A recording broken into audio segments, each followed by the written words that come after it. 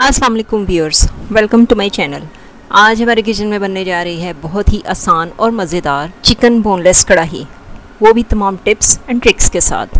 झटपट तैयार होने वाली ये कढ़ाई आप नान और पराठे दोनों के साथ एंजॉय कर सकते हैं, तो ज़रूर ट्राई करें और हमारे चैनल को देखते रहें। तो आइए तमाम टिप्स एंड ट्रिक्स के साथ शुरू करते हैं।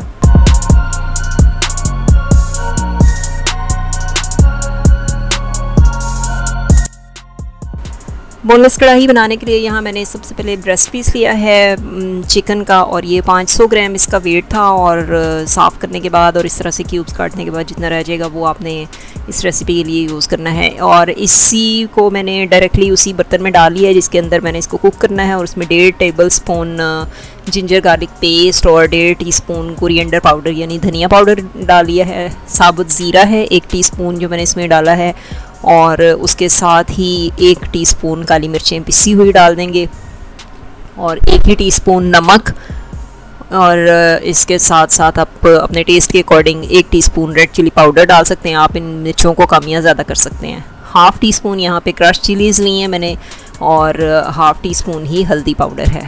आधा कप दही है, ये रूम टेम्परेचर पे था, और साथ ही आधा कप ऑयल। ये सारा जो मसाला जाते हैं सारी चीज़ें हम इसके अंदर डाल के इसको मैरिनेट करने के लिए आधे घंटे के लिए रख देंगे।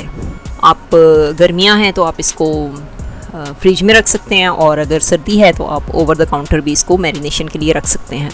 उसके बाद इसको आपने चूल्हे पे रख देना है बिल्कुल मीडियम फ्लेम के ऊपर, और जब ये पकना शुरू हो जाए तो उसके बाद फ्लेम को थोड़ा सा और लो कर दें, और 10 से 15 मिनट आपने इसको कुक करना है।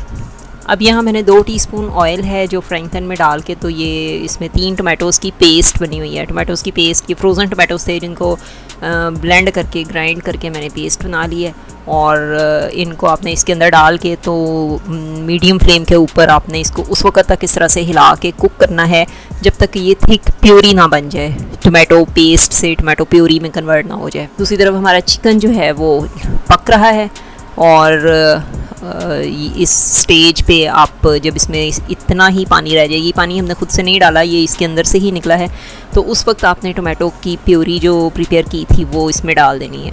इस स्पैचुला के साथ मैं इसको साफ़ करी हूँ ताकि अच्छी तरह से बर्तन साफ़ हो जाएं।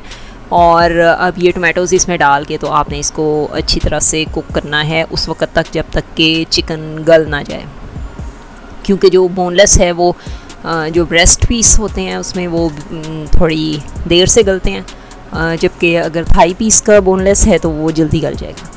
इस स्टेज पे आप इसकी नमक मिर्च भी चेक कर सकते हैं, अगर आपको कम लगे तो आप इसमें थोड़ी सी और डाल सकते हैं। और फिर हम इसको कवर करके 5 से 10 मिनट तक कुक करेंगे, जब तक कि इसका पानी ऑलमोस्ट खुश्क हो जाए और ये जो ऑयल हमने इसमें डाला था वो इसको भूनने के बाद बाहर निकल आएगा। और साथ ही हम 1 टीस्पून पिसा हुआ गरम मसाला डाल देंगे, और ताकि वो भी इसके अंदर अच्छी तरह से पक जाए। अब आपने इसको इसी तरह से हिलाना है, हिलाते रहना है उस वक्त जब तक कि इसका ऑयल ना निकलना शुरू हो जाए। आपने इस तरह से इसको साइड पे करना है और इसको चेक करना है कि इसमें से ऑयल निकल रहा है या नहीं। और बिल्कुल जब ऑयल निकलना शुरू हो जाए तो उस स्टेज पे आपने इसमें 2 से 3 टेबलस्पून लेमन जूस डाल देना है।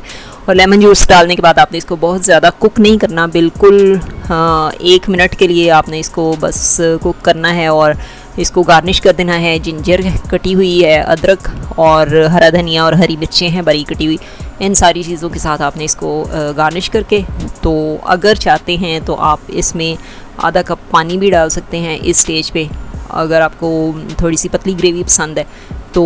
Otherwise it's totally ready to eat.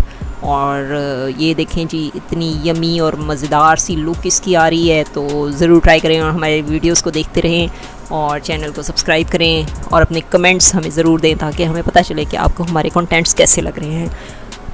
Thanks for watching. अल्लाह हाफिज़।